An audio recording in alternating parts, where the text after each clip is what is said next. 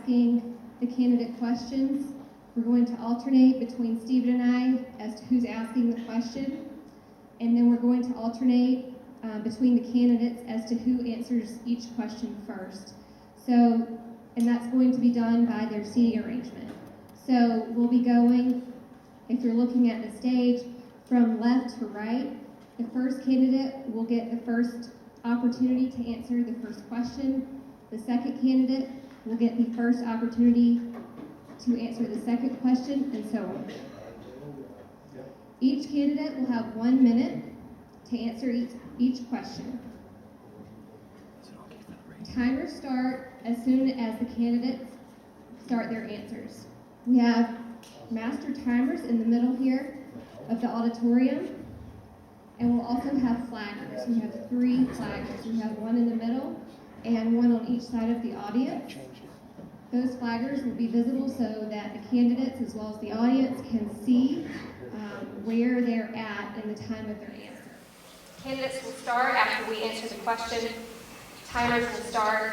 Then we have a 30-second reminder, that's the yellow sign, as well as a 15-second reminder to tell the candidates that they have 15 seconds until their time is up. Then we have red stop signs that mean the candidates must stop their answer. When these red stop signs are displayed, the candidates must stop.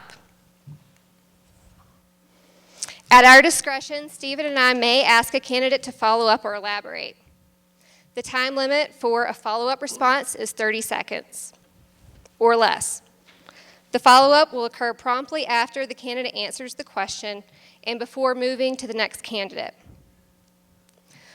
Once all questions have been asked, each candidate will have 2 minutes for closing statements. If a candidate arrives late to the forum, they will not be permitted to make an opening statement. The candidate may take their seat quietly and participate in the next full round of questioning. Thank you.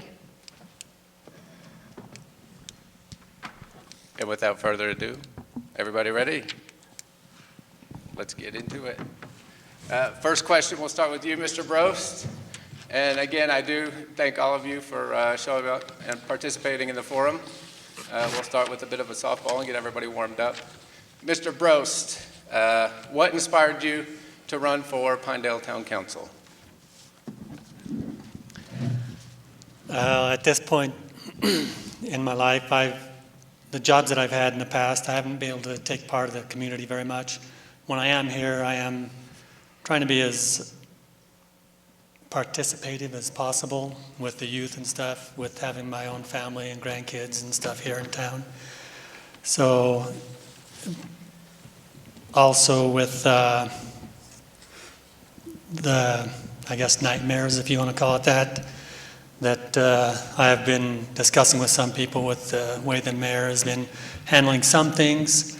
It's in spending basically our money, our hard-earned money is not appropriate as far as I'm concerned. You know, we need to have a better handle on things and justification for things that we purchase and projects that we do. So pretty much that. Thank you, Mr. Brost.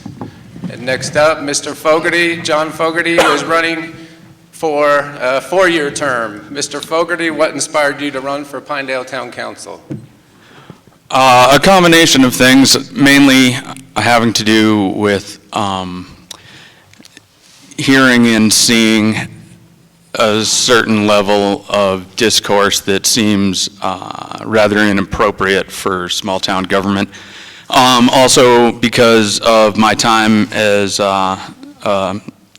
commission member for the Planning and Zoning Commission of the town, of which I was chairman for 6 years. And quite honestly, I enjoyed it. I like being involved in the civic discourse, and I think I can do a better job than your average Joe. That's my answer. Thank you, Mr. Fogarty. And Ms. Kennard, Nyla Kennard, is running for the 2-year term. Ms. Kennard, what inspired you to run once again for Pinedale Town Council?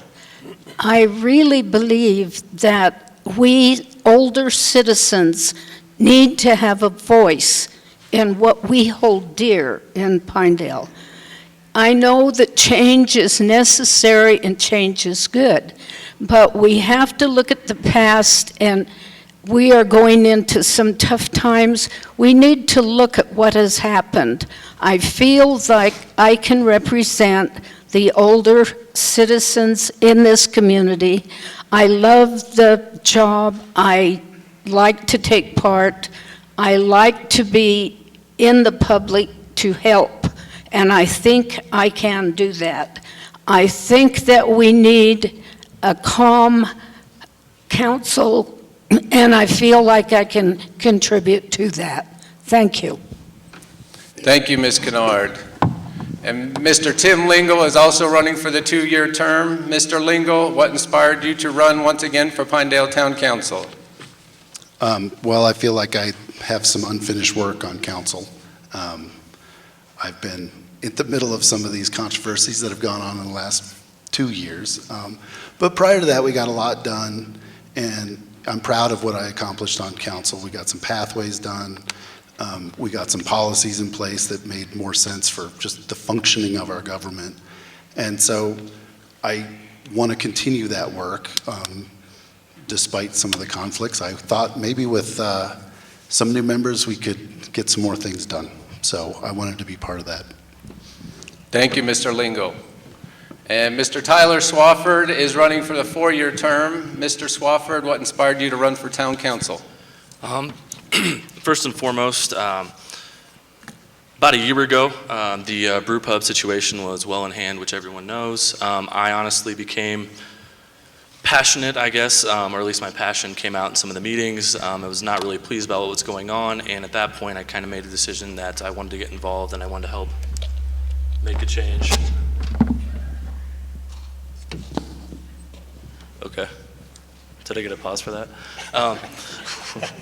Ultimately, I live in Pinedale by choice. Honestly, all my family lives back in the Midwest, and it is my choice to be here, and I love it here. Kind of as an example of that, I've served on many different volunteer boards to help me prepare me for this position, and ideally I can take advantage of the good opportunity, which would be to help the town of Pinedale. Thanks.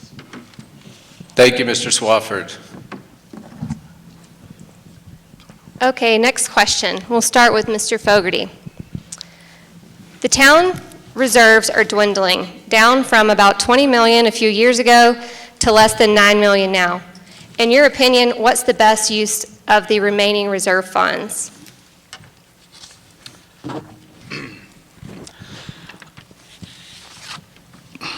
I guess what I would say is, or what I will say is, holding on to those reserves for as long as possible, and that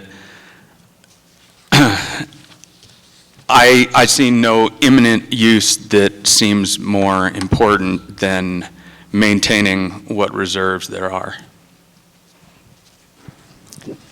Thank you. Ms. Kennard? I think I've always been pretty conservative. I feel we do have 5 million that we put in that cannot be touched.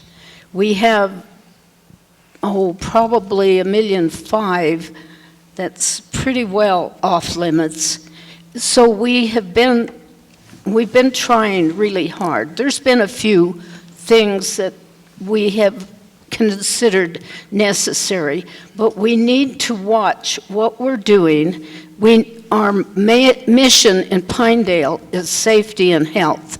We have to concentrate on those things, and we'll just have to go from there. Thank you. Mr. Lingle? We had some quality of life things that we wanted to do, and we could do it within the existing budget and not go into deficit to do it, like the playground. But then when our new mayor came in and said, well, I need all new equipment, he got a $280,000 road grader, and bought a KOA while I was working in Washington, making sure that he did it while I was gone. Now we have a deficit. So I think that we shouldn't be spending any of our reserves. We can balance our budget. I was pretty proud of the fact 2 years ago that we had a balanced budget, and I guess it was meaningless, but being on a council where you're 4-1 against you, you tend to lose a lot of these financial votes. So that's the short answer, I guess. Thank you. Mr. Swafford. I really do believe that we need to be extremely conservative with that money. I look at it as more of a rainy day fund, and in my opinion, we've already been spending some of our rainy day money when it's sprinkling, and we know for a fact that on the horizon there's a downpour coming. The tax revenues are going to go down. People are leaving. Everyone knows this. It's not any sort of secret to anyone. We need to be extremely conservative and possibly even look at really any instance, possibly not necessarily like a business venture, but any place that we can possibly increase revenue in any way, shape, or form. I know the water and dump station was being considered. There's actually a return on investment, and that's a situation where you can actually ideally get to the point where you're putting money back into the reserves. Thanks. Thank you. Mr. Brost. I have to agree with pretty much everybody there also. We need to leave that there for a rainy day fund and try to work on a balanced budget. And anything that we do have that comes up that needs to be done, we need to have better justification for why we need to have that done. We'll use that motor grader for an example. You know, that's something that really didn't need to be, as far as I'm concerned, needed to be bought, because the old grader that they had didn't have that many hours on it, and as everybody knows here, probably 95% or more of the streets in Pinedale are paved. So with the loaders and stuff that they have with the changeable attachments, they take care of everything that we need. So we just need to leave that alone. Thank you. And on to question number 3, Ms. Kennard, we'll start with you. Near the end of last year, there was talk of making the lodging tax, which is also known as the tourist tax, a county-wide effort. It's currently a Pinedale-based tax. Do you support a lodging tax in general? Why or why not? And if so, where should it be based? I support not the county-wide. I do not support the county-wide. I support the town, because right at this time, the town businesses collect about 77% of that. And I think that if we're going to promote town and we are going to try to get money coming back in from tourism, that we need to stick with what we know works. If we start fighting between the two, it's going to go down and nobody's going to get anything. Thank you, Ms. Kennard. Mr. Lingle, same question. Do you support a lodging tax in general? Why or why not? And if so, where should it be based? I do support the Pinedale lodging tax. I think it should remain in town. I understand frustration with it from local businesses, because I think they're frustrated with the makeup of the board and some of the things we've done with it on the council, where we've spent it on grant money and things like that. And I think that notwithstanding, it should remain in town.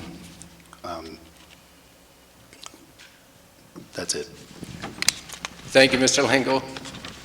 And Mr. Swafford, same question. Do you support a lodging tax in general? Why or why not? And if so, where should it be based? Firstly, I must say I actually sit on the Pinedale Travel and Tourism Commission as the chamber representative for that seat.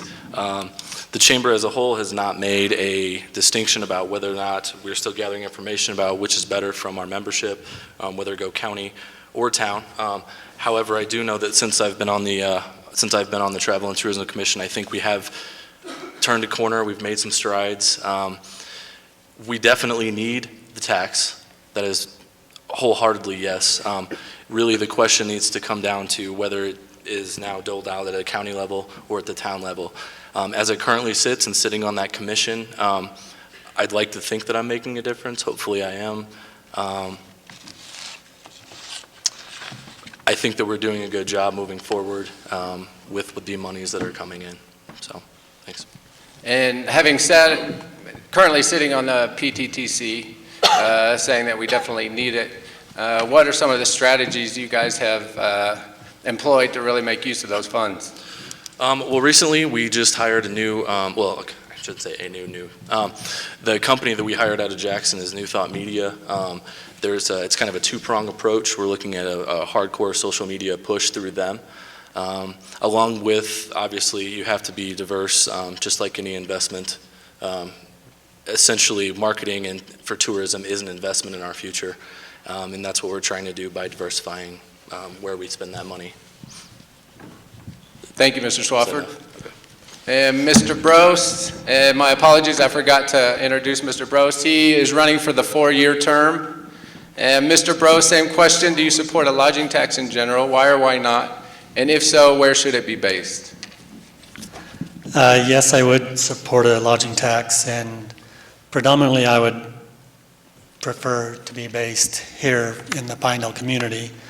If it is a county-wide thing, then I think it should be proportioned accordingly. Like Nyla Kennard said, 77% of it is coming from this area. So to me, we need to promote this area a little bit more, the county also, but more for this town, for our town, to help it grow. And in using advertisement and stuff, I hear on different radio stations and stuff, occasionally some of the stuff from the past that we've had advertising for our community, for the Mountain Man Museum and various things for this area. So yes, I would. Thank you, Mr. Brost. And Mr. Fogarty, lodging tax, do you support it in general? Why or why not? And if so, where should it be based? Yeah, I'm in favor of the lodging tax, and personally I think it would be wise if it was county-wide, and if the money and revenue from such a tax were to be earmarked for an agreed-upon project for the betterment of the community. I guess there's room for debate whether or not money should be allocated based on the amount coming out of, say, the town of Pinedale itself, as opposed to pooling it amongst the county together. I'm open to debating that. Thanks. Thank you, Mr. Fogarty.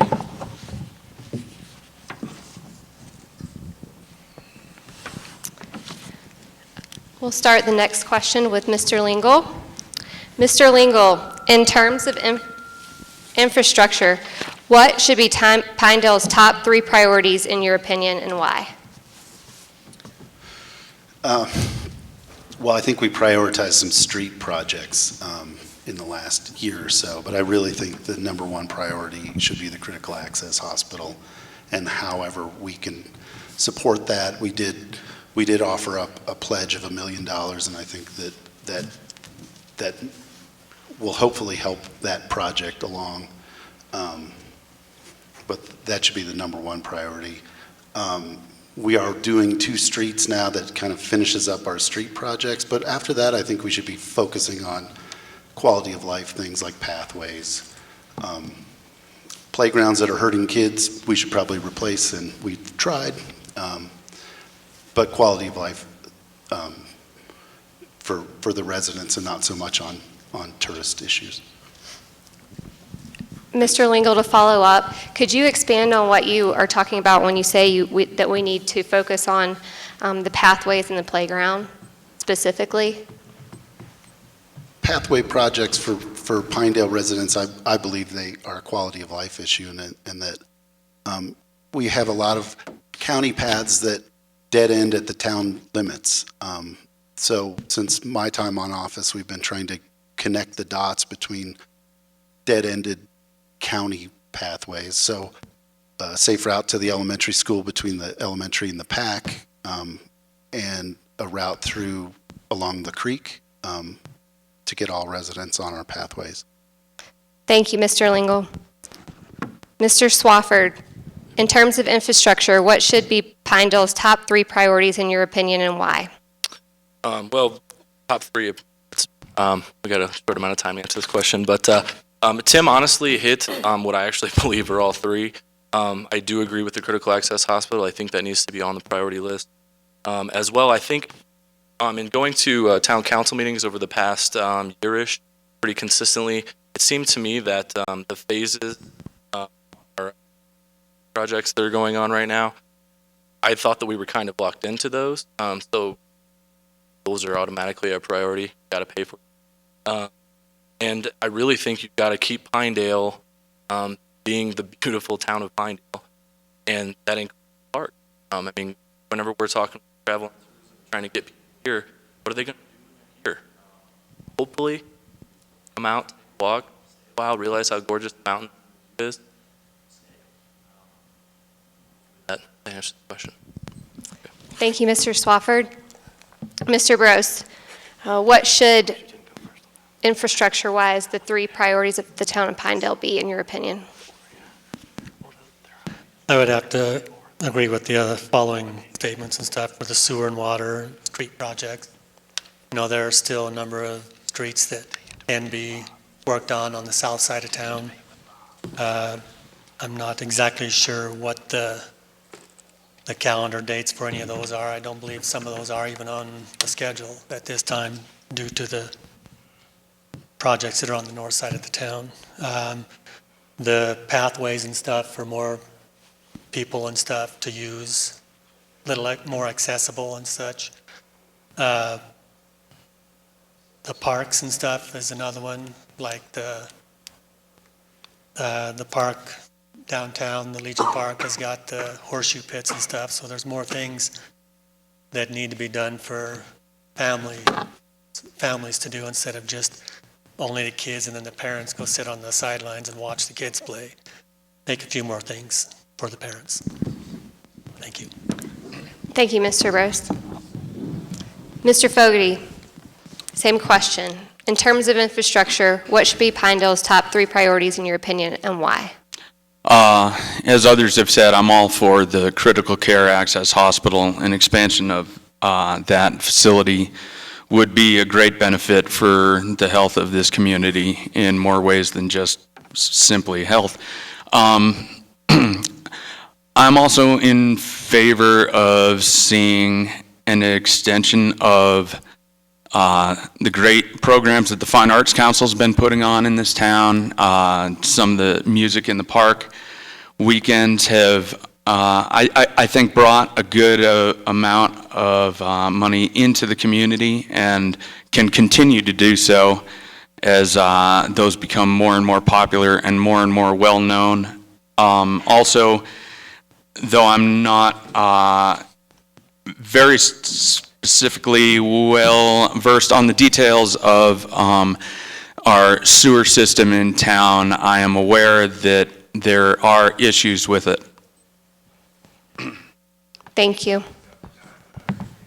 Thank you, Mr. Fogarty.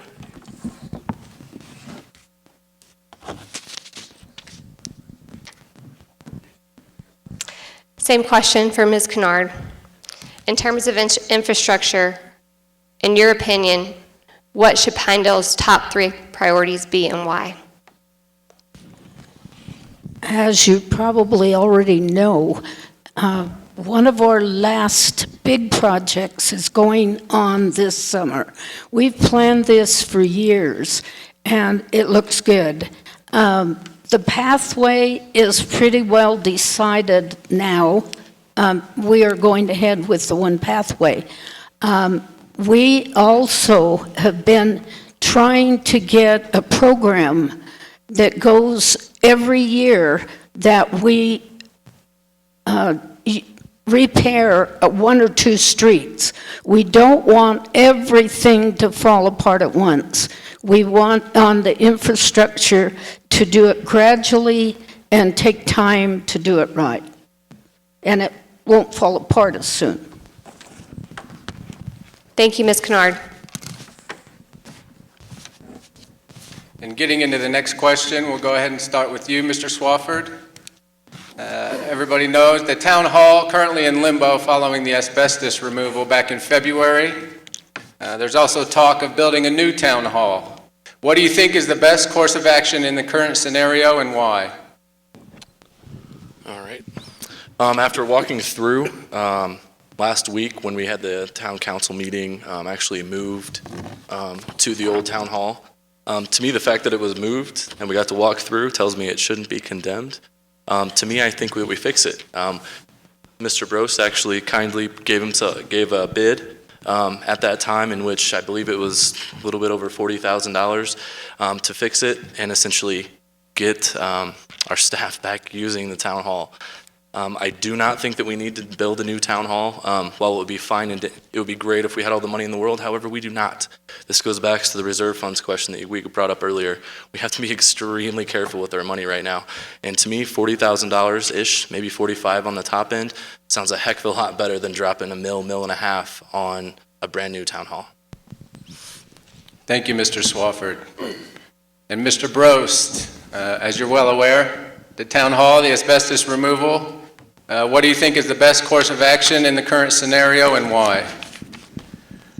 Well, having here a couple weeks ago, I was addressed or brought up the concern about the town hall, so I went down and looked at it and decided they were asking me to give them a bid, so I did.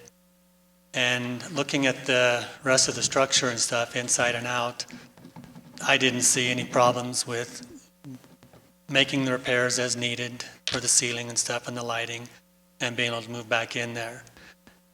If they want to pursue and, build a new building, I don't think that that's the right way to go right at the moment due to our economic downturn in these times. And if all else fails, they can always keep their offices down at the town facilities right now to get by. So I don't advocate a new building at all. Thank you, Mr. Brost. And Mr. Fogarty, same question. What do you think should be done about the current scenario with the town hall and why? Well, as I understand it, renovation of the building should be possible and would cost a lot less money, and the building of a new town hall at the moment seems frivolous and possibly moronic. Thank you, Mr. Fogarty. And Ms. Kennard, same question. Amid the asbestos removal, what do you think is the best course of action to take in the current scenario with town hall and why? I was the one that was pushing, as Jim knows, to get some idea what it was going to cost. I am the one that said, if we're going to have to put a new roof, new floor, new vent, new windows, and it was going to cost $400,000, I did not want to put it into an old building. But we have found out that's not the case. So if that's not the case, and we can get back into the building and it's safe, that's what we need to do with the economy. I want to bring out one more thing. Ever since I've been on the council, we have talked about a new town hall. This is not new, but definitely with what we have to face right now, it needs fixed. Thank you, Ms. Kennard. And Mr. Lingle, same question. What should we do about the town hall scenario and why? I think we should, first of all, listen to the engineers who wrote us 2 separate letters that said, you don't need to do anything about asbestos abatement. We had a report from our own town engineer that said, there's an 11-step process to this, and our mayor jumped us to step 11 before any of us knew what was happening. In a 4-to-1 vote, we voted to remove the asbestos despite the engineer's reports. And so here we are, but I'm really glad that Jim stepped in and gave us a bid so that we have an idea of what we're talking about instead of, well, if now that the ceiling's out, we got to replace the roof, the floor, the walls, and every other thing. So I think we need to move back in with $40,000 worth of sheetrock and some fluorescent lights. Thanks. Thank you, Mr. Lingle. Okay, we'll start this question with Mr. Brost. Some of you have already addressed the importance of the critical access hospital in your opinion.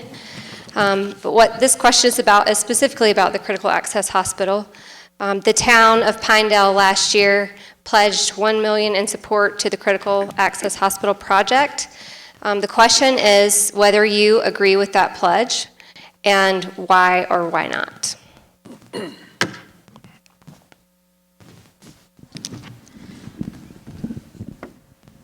I'll have to be honest with you. Up until probably a week or two ago, I didn't really know a whole lot about the critical access portion of the hospital up here. I can see the need for the addition and stuff. And then on the other hand, in the way the times are right now, I can see not doing anything at this time, but I haven't studied or resourced that enough to really give you a competent answer. So. Thank you, Mr. Brose. Mr. Fogarty, same question. Do you support the town's $1 million pledge to the critical access hospital project? Why or why not? I absolutely support it. If even one life is saved over the course of the next decade because of such an expansion, then that's money well spent. Not only that, I feel that the strength of the community could be, what's the word I'm looking for? I guess the strength of the community could be even more stabilized by having a critical care access hospital instead of having, I think some people are hesitant to live in such an isolated area and knowing that a medical situation may lead to a flight to Idaho Falls, whereas if that's something that we could handle here in the county, I think more people would be inclined to call Pinedale their home. Mr. Fogarty, I'm going to ask you a follow-up question on that.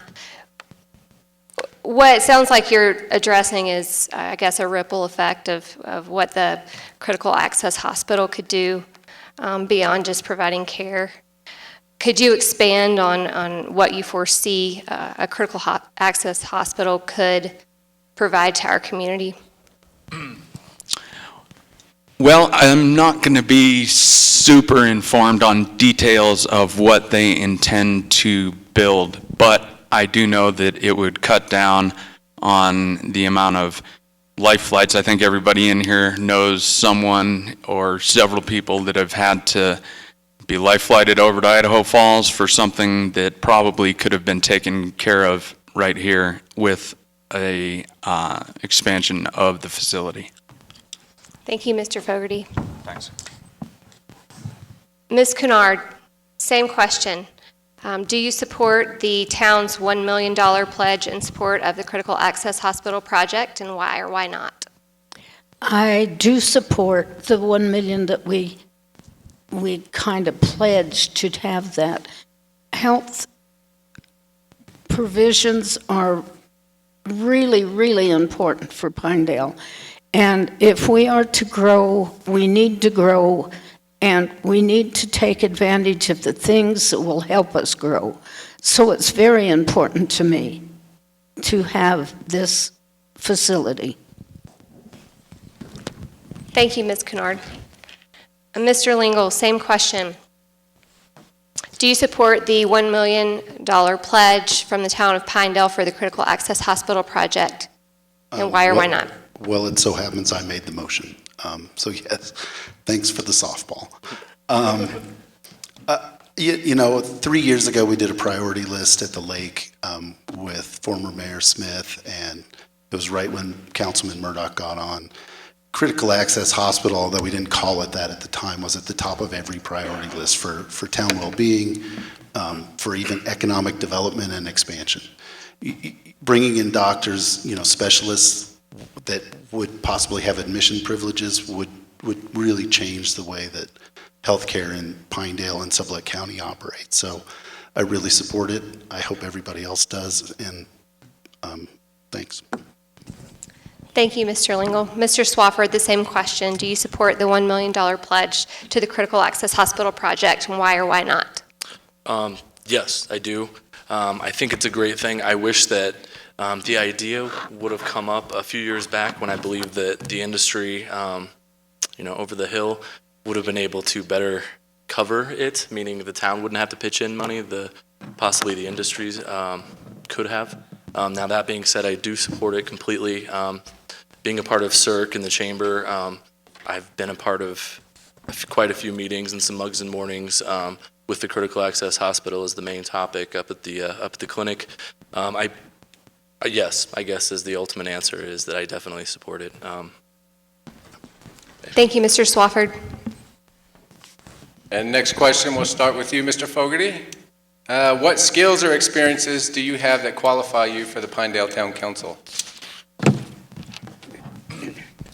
I served as a volunteer on the Planning and Zoning Commission here in the town of Pinedale from 2007 to 2013, and 6 of those years I was the chairman and in charge of running and making sure that our meetings ran smoothly, and I feel I was successful in that all the way along, and I tend to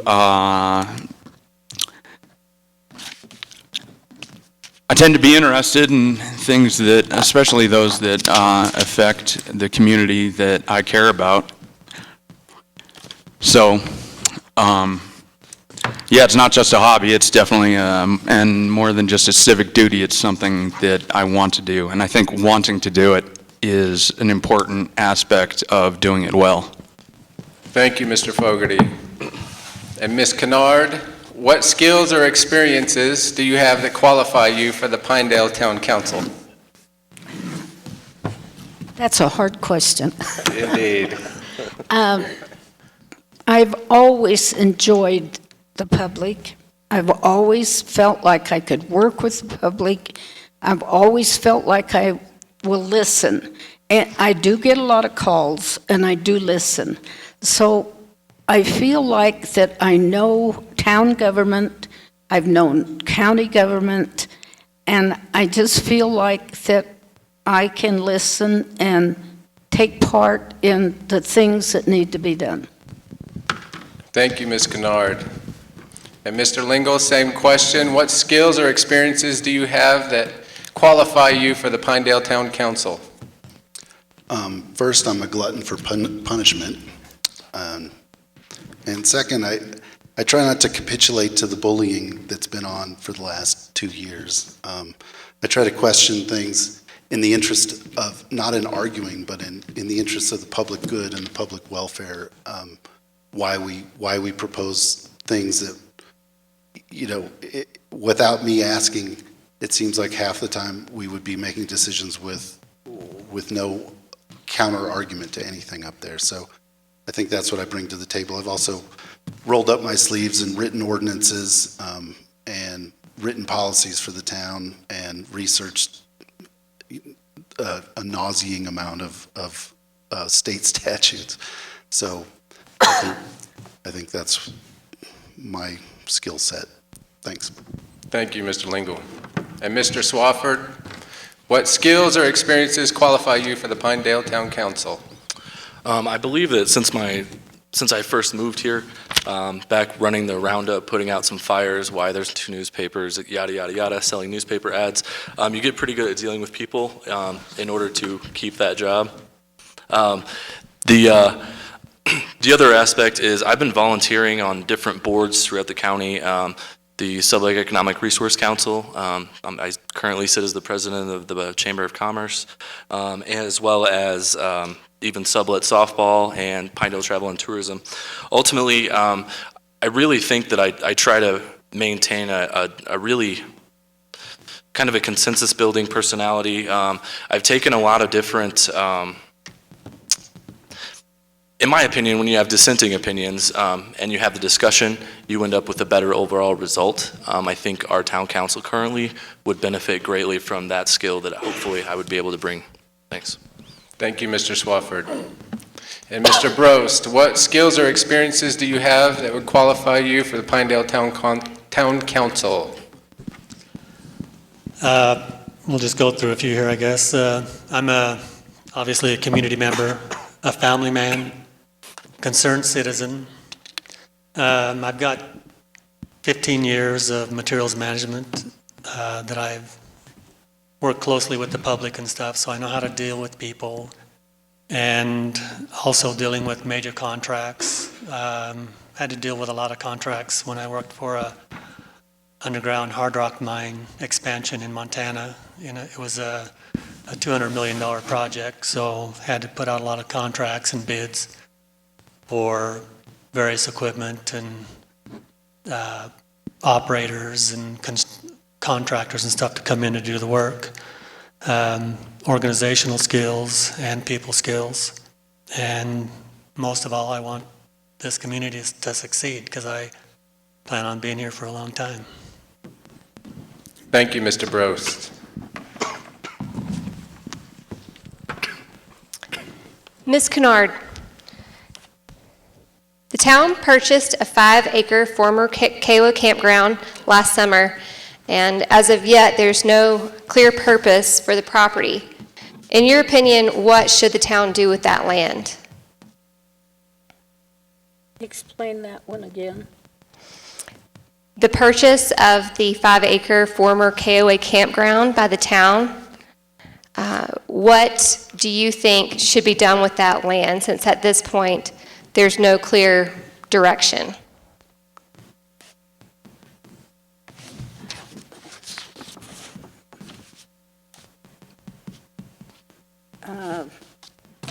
I'm just not sure what we're trying to get at.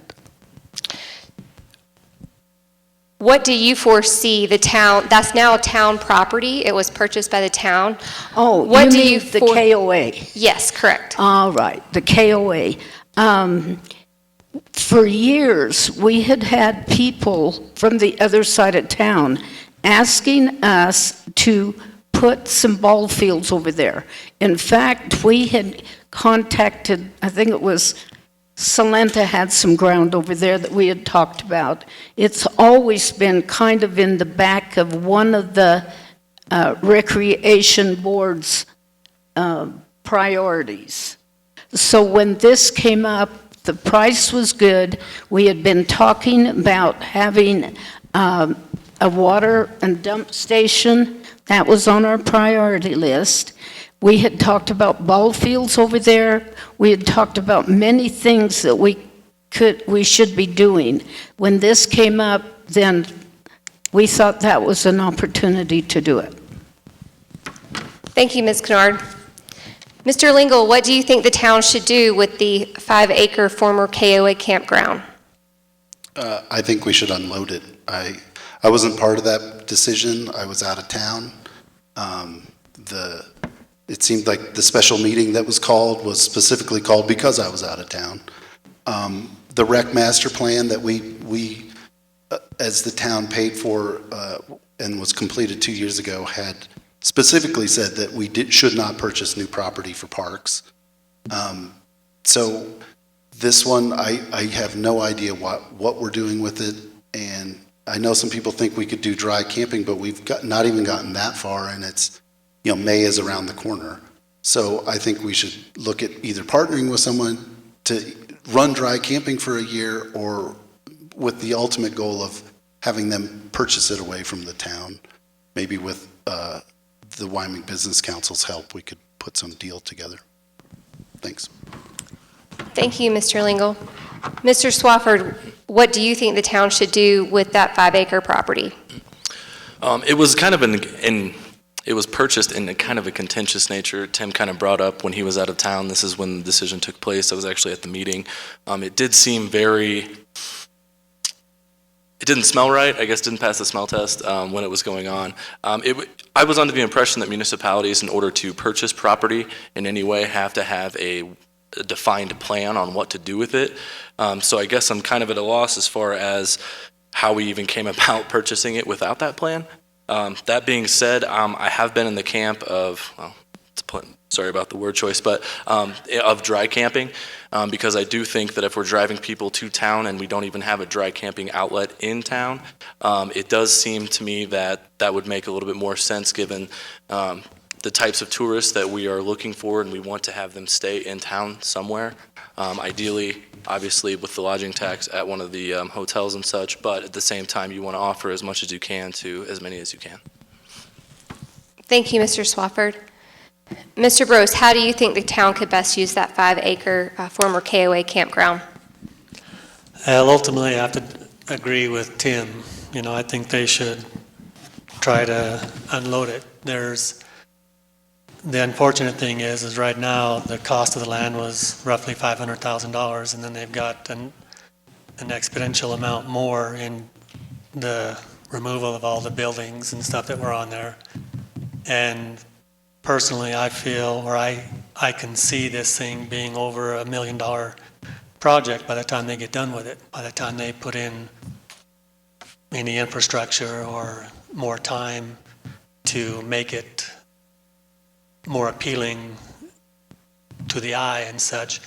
And I'm sure there's a few people out there that would be more than happy to donate some land for ball fields or dry camping or anything else along those lines that a guy could go in and do some landscaping and such to make it look even better than the KOA is right now. Thank you, Mr. Roast. Mr. Fogarty, in your opinion, what would be the best use of that 5-acre property, the former KOA campground? To be completely honest, I have not formulated an informed opinion on what should happen with that piece of property. I never thought that it was an ideal location for a campground to begin with. I'm not certain about the necessity of expanding the amount of ball fields that we have here in town, and I think there's possibly other options regarding other locations where a campground might make more sense, perhaps in the Bloomfield, if they're inclined towards such a development. I also don't think it's probably a good time to sell. So honestly, I have not formulated an opinion on what should be done next with that piece of property. Thank you, Mr. Fogarty. And on to the next question. Mr. Lingle, we'll start with you. According to a recent survey by the Chamber, many respondents felt Pinedale has an anti-business reputation. Do you agree with that assessment, and what do you think can be done to foster a business-friendly reputation? I do agree with that assessment. I mean, when the brew pub was run out of town, Nyla and I set up meetings with the Wyoming Business Council to try to salvage anything out of that deal, but we were, far too late to help. But all of that happened with under the mayor's authority to dictate to the brew pub and to the business council whether they could expand on specific pieces of property. And when we heard about that, we did everything we could to stop it. So as far as moving forward, I think we need to keep exploring opportunities with the business council, but we should also be looking at a recall ordinance. Thanks. Thank you, Mr. Lingle. And Mr. Swafford, same question. Given how many feel that Pinedale has an anti-business reputation, do you agree with that assessment? And how do you think, what can be done to foster a business-friendly perception? I do agree with that assessment, and it's supported by that survey, obviously. This is my campaign motto, if you will, because business matters. I grew up in a small business. My family owned their own business, and I work there when you put roadblocks in front, such as I believe the term was "kiss the ring," came up a few times in meetings where we had to a business had to come in essentially and quote unquote kiss the ring in order to get moving forward. I just think it's a clear roadblock. You should not have to do that. In this small of a community, if someone wants to open a business, we should be walking them down the aisle, so to speak, hand in hand, and working with and collaborating with all the different organizations that we have in town that are designed specifically for that. The Chamber, CERC. These are organizations that do that. We need to have a council that works with those organizations. Okay. Thank you, Mr. Swafford.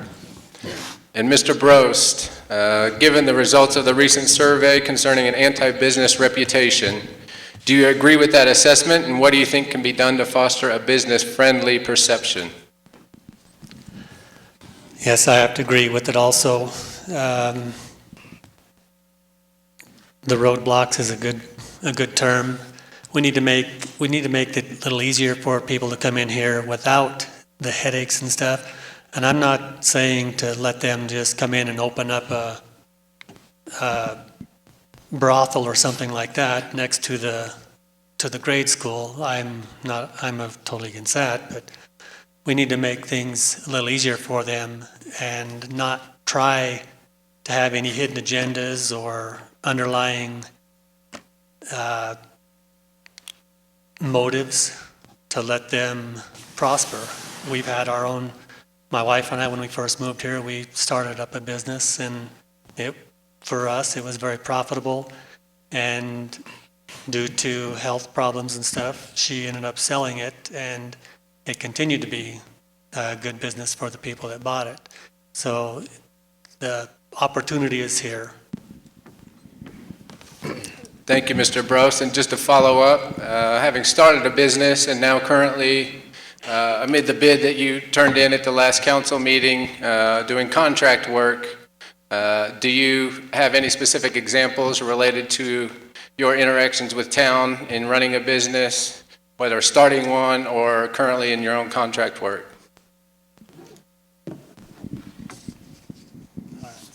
I guess just looking for examples that, given the fact that you do agree that with the anti-business reputation, do you have any specific examples from running your own business that you can point to that could be improved? Well, with me running my own business, it's a little easier because I'm running it basically out of my house and my shop, so I don't have to deal basically with the town as much as I would if I had a business out on Main Street or on one of the side streets. If I was to do that, then I would have a lot more hurdles that I would have to jump over, where being a sole owner and stuff and not having to employ people, I don't have to deal with as much rhetoric. Thank you, Mr. Brost. And Mr. Fogarty, given the results of that survey pointing to an anti-business reputation, do you agree with that assessment? And what do you think can be done to foster a business-friendly perception? Yeah, I agree with that assessment, and I agree with most of what's been said up here, especially with what Tyler said. I honestly feel that the town should have bent over backwards to figure out how to make the brew pub's expansion a reality, and the fact that so much negative energy was put into throwing up roadblocks and making it so difficult that they decided to go to another town, I find it absurd. One of the things in small town government, one of the things is really just to be able to reach a consensus and to I feel like at the moment there's a certain amount of personalities that are clashing, and it's not in the best interest of the town. Thank you, Mr. Fogarty. And Ms. Kennard, given the results of that survey where many respondents felt Pinedale has an anti-business reputation, do you agree with that assessment, and what do you think can be done to foster a business-friendly perception? It's really hard for me to say I agree 100% with that survey. I know that three of us, some of us on the council really tried hard on trying to get the pub here. Now, what we have done since, and we fought all the way, we got some light industrial. We are working on we're trying to work on the ordinances. And John should remember, when he worked on the planning and zoning, that's a tough, tough job. It's a tough job to decide if you're going to step on somebody else's toes when you zone something. Usually ordinances and zoning is for protection. So it's not an easy subject. Thank you, Ms. Kennard.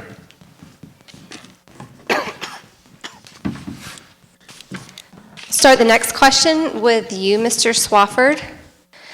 There's been an ongoing discussion regarding legislation at the state level that could, among other things, allow towns to open municipal elections to non-resident property owners. Do you support this proposed legislation, and why or why not? If I can't go more than 100%, yes. Then if I could go more than 100%, I would. This is a huge, huge thing. This is for the people, in my opinion, that live in Pinedale but can't vote in anything that affects them exactly. This is designed for rural communities, in which I think fits us very precisely.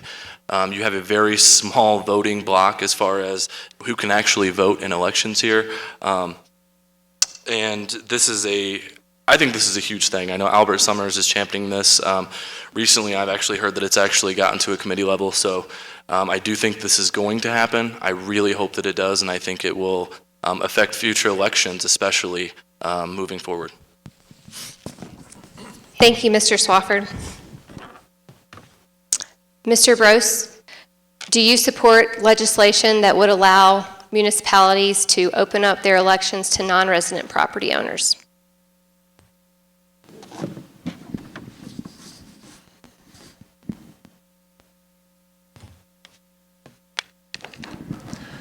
Yes, I would agree with that.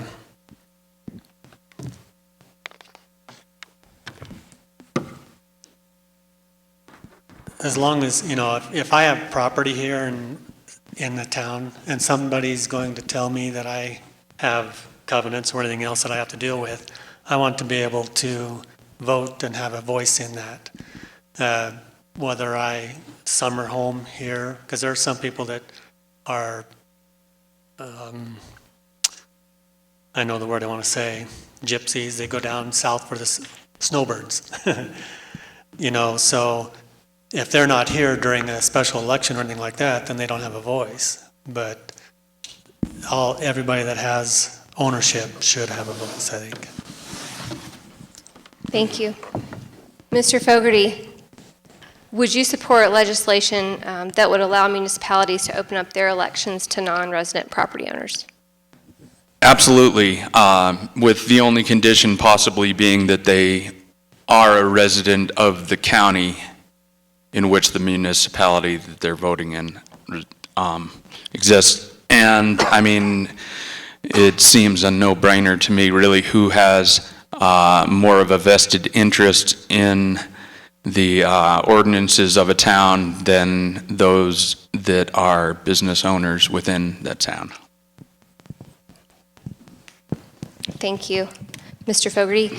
Ms. Kennard, same question. Do you support legislation that would allow non-resident property owners to vote in municipal elections? Me? Yes. I think I am personally, my family is a little bit affected by this. My son has a building, he cannot vote in the town. And I go along with John. There has to be some strict guidelines of who can. They must not live in a foreign country and still be able to vote in our town elections. So I would support it if it is done so that it is protected. Thank you, Ms. Cunard.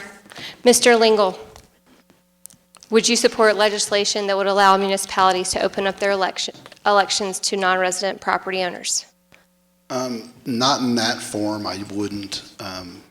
I've written to Albert about this, and I kind of have a problem with the property owner thing, and whether if it's a corporation that owns it. And I mean, the issue about maybe if you keep the ownership and the owners have to live in the county kind of works some of those out, but you also have, what if you have a partnership?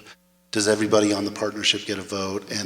And for every piece of property that you own, do you get a vote in every single town? So you get more than one person, one vote, which, I think doesn't hold, it would be thrown out by the Supreme Court, if not the Wyoming Supreme Court. So, I had proposed to Albert a 1 or 2 mile buffer outside the town limits that would allow anybody that's a resident that in an unincorporated portion outside the town limits to vote. I think that's a sort of a workable middle ground. It doesn't get everybody that's a property owner to vote, but it sort of is a middle ground compromise. Thank you, Mr. Lingle.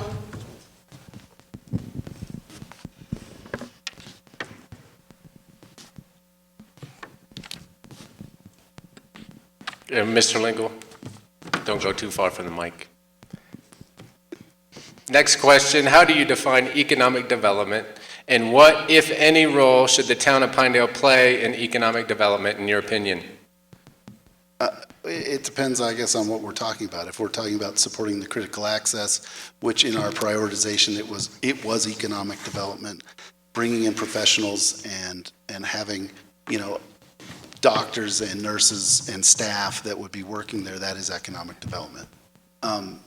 Whether we can go out and just, raise money for specific businesses, I don't think we're allowed to as a town.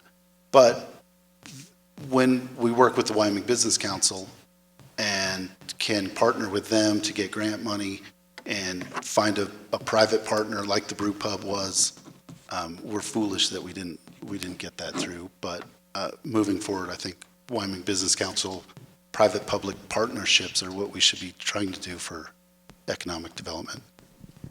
Thank you, Mr. Lingle. And Mr. Swafford, same question. How do you define economic development, and what, if any, role should the town of Pinedale play in economic development, in your opinion?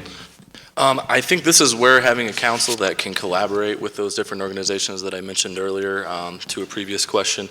As far as the Sublette Economic Resource Council, the Chamber, there are many different organizations here that we can work with to push forward on economic development. As a town council person, in my opinion, all that you can do for economic development is honestly work with the individuals around you that are willing to push, because as Tim pointed out, you're kind of limited as a town councilman just based on what you can and can't do on that business front. But again, that's where the collaboration of effort needs to be there. Those bridges that are currently burnt need to be mended with the county level and even the state. I mean, that's something that in this current council's form, I think has been a little bit neglected, is working with some state entities in Casper and Cheyenne. I do think that's a place where going forward that we should really look to work with others a little bit better. Thank you, Mr. Swafford. And Mr. Brost, how do you define economic development, and what, if any, role should the town of Pinedale play in economic development, in your opinion? By working together and establishing better communications with the other councils to better the economic development of our town. Working together also to realize shared goals, and teams that will work together collaboratively can and will obtain greater resources if they put their minds to it and take the steps necessary that need to be done, i.e. grants and such. Also recognize and reward when facing competition for finite resources, especially when times are tough like they are now in this economic downturn. Thank you, Mr. Brost. And Mr. Fogarty, how do you define economic development, and what, if any, role should the town of Pinedale play in economic development? Well, one role that the town certainly most needs to focus on is not standing in the way of economic development. And I think we've seen some of that recently.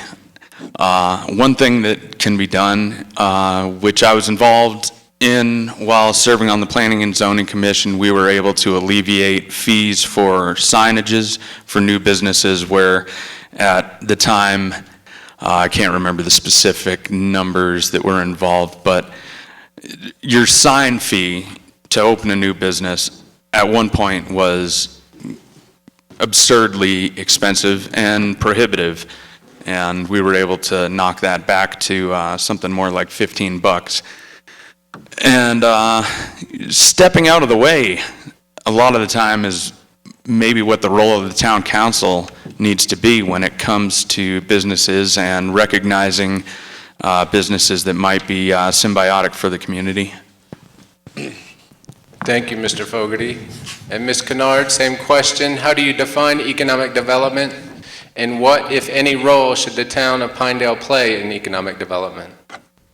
I agree with Tyler. We are limited somewhat of what we can do. I think we need to back it.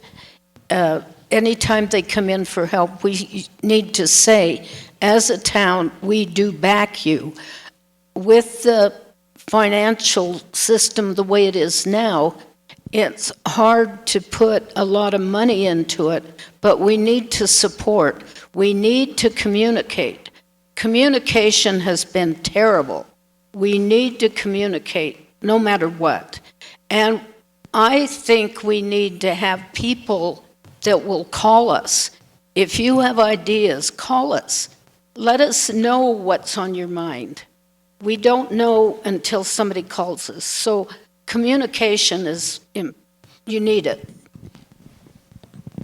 And just as a follow-up, Ms. Kennard, I know, as you mentioned, as Mr. Swafford mentioned, there are limitations in your role as council. There are also sort of public-private partnerships available through the state. What do you see as some of the best ways available amid those limitations to foster that economic development? One of the big things that I have been really careful, I feel like I've been really careful, we should not take over things that belong to the private sector. The town should not be in probably real estate. We shouldn't be in competition with these things. We need to support any way we can, but we are limited. Thank you, Ms. Kennard. And we'll start this last question with Mr. Brost. Mr. Brost, if elected, what are some of the most important things you hope to accomplish by the end of your term?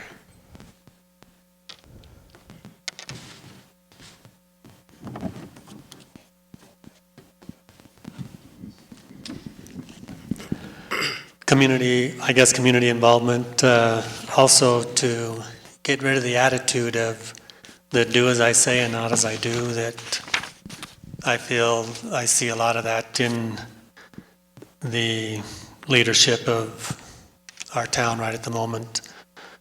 We need to be, it's no different than your own family. We're just a bigger family and more spread out. We need to work together, communicate. There's going to be differences, doesn't matter. There's going to be differences on people's opinions and stuff, but how we deal with those and work through those to better the community is key. Thank you, Mr. Brost. Mr. Fogarty, if elected, what are some of the most important things you hope to accomplish by the end of your term? The most important thing that I would like to see accomplished is a reestablishment of good-natured rapport within the council itself and with the council's relationship with the town and the community. There's a lot of other things I'd like to see accomplished as well, but when it comes down to what's most important and what's on my mind at the moment, I'd say that's it. And how would you do that, Mr. Fogarty? One way to go about that is to, I think, approach meetings with a open mind and a little bit less of an ideological standpoint. I get the feeling at times that people go into that meeting with their mind made up, and I don't think that's the way a small town government should be run. Thank you, Mr. Fogarty. Thank you. Ms. Cunard, if elected, what are some of the most important things you hope to accomplish by the end of your term? I would like to see us get through the ordinances and the resolutions. I'd like to see us be able to clean up what needs. There was a question in here that said, how many ordinances do we have? How many rules do we have to go by? We have lots.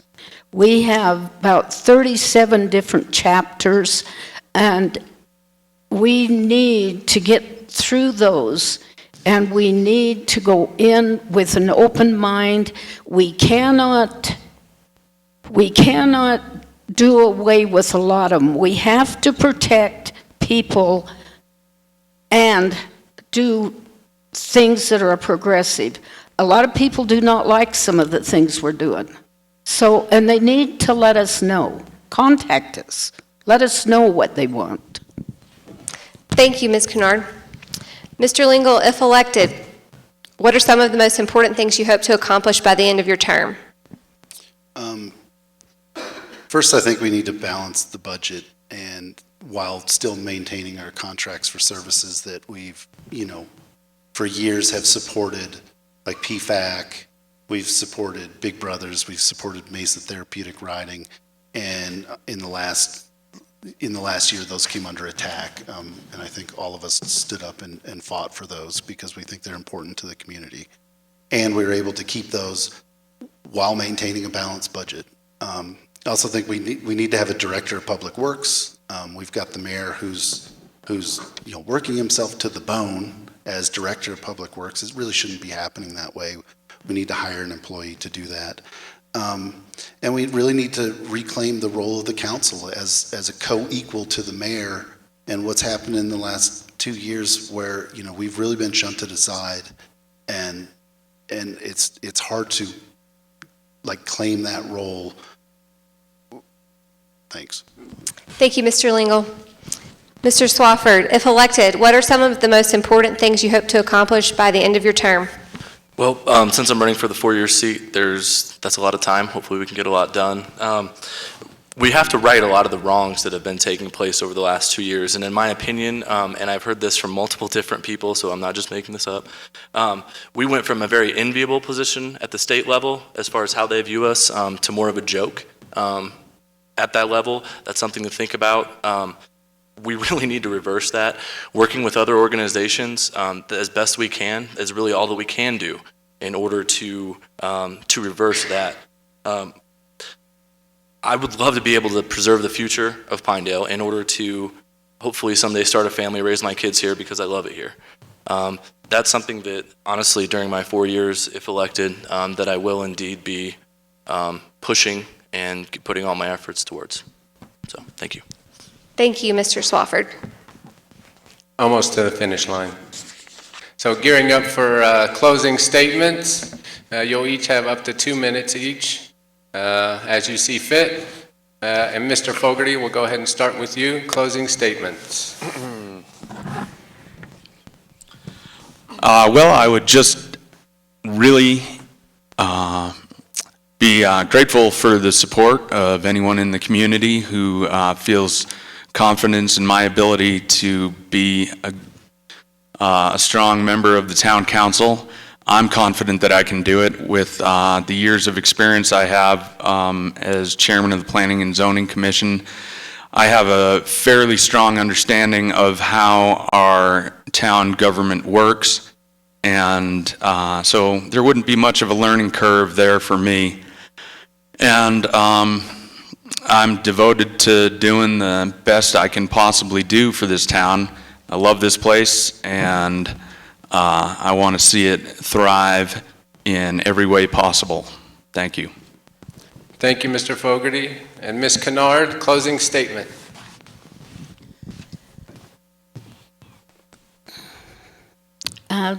I really think that I can represent the people. I think that I can help the people. I think I can make good decisions. I'd like to try it. We'll just have to see what happens. We're going to have lots and lots of problems, but they can be solved. We can get along with each other. We can make it a good council. Thank you, Ms. Kennard. And Mr. Lingle, closing statement. Well, I'd just like to say I think everybody up here would make a fine council member. I really do. I think that we have a good group of candidates. And I also want to make sure that everybody knows that the election is at the Wrangler Gym, not at the asbestos-filled town hall. So May the 3rd, please go to the Wrangler Gym. I think that I've done as well as I could given the circumstances. And I think that I would like the opportunity to continue fighting for the public and fighting for what's right and doing, small things that have big impacts. I think like our pathway project that we got done. I'd like to continue working on things like that fly below most people's radar because they're not in the $1 million range. So thank you. Thank you, Mr. Lingle. And Mr. Swafford, closing statement. Yes, I guess this is my last chance. I'd like to thank everyone for putting this event on. It's always good to be able to talk to as many people in the public as possible. What I wanted to point out that I view the opportunity to be a councilman this go around as a little bit like a place kicker in football. It should be one of those things to where if you're doing your job right, you're really not hearing from anyone. So a no news is good news situation. The flip side of that coin is whenever things aren't going well, you will hear from people. I think the people would like to vote for someone that they can trust to do the right thing. And I would like to tell everyone that I think that I can certainly do that. I personally have no political agenda outside of I want to see the best for town. I want to be here for the rest of my days. Honestly, the way things are going, it's sketchy. If things are to continue down the path that they are going, it's not looking bright. I would like to be able to, I guess, serve the public in order to right that wrong. And yeah, thank you for everyone. Thank you, Mr. Swafford. And last but not least, Mr. Brost, closing statement. I'd also like to thank those that came and put up with us for this evening. And if I'm elected, I just want you to know that there are no gray areas as far as I'm concerned when it comes to the community. There's either the right way or there's the wrong way. There's no riding the fence and seeing which way things are going to fall. I am here for the community. I will be for the community. Also to listen to my neighbors. There's nobody that I've run into yet in town that I can't or don't get along with. Also, I'm not afraid to, sitting on the town council, I won't be afraid to say no when it's appropriate. And I'm not pointing fingers at anybody. I'm just telling you that's how it will be with me. If it's good for the community and everybody agrees, then that's the way it is. If it's not, if there's a question about it, things need to be discussed more, then things need to be discussed more, not just voted on just to get it through, or any hidden agendas or anything else like that. You won't see that from me. So, appreciate you coming.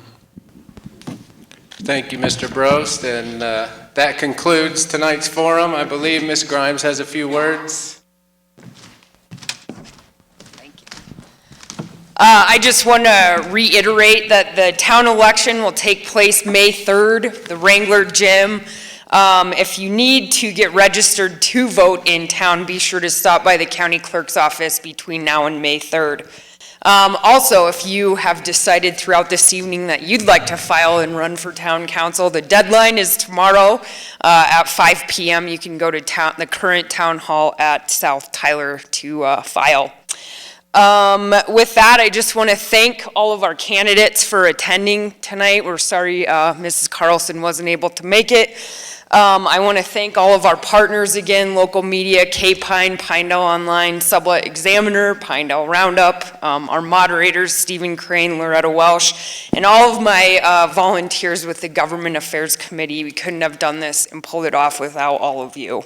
So thanks everyone for coming, and have a great night. Thanks, Rachel.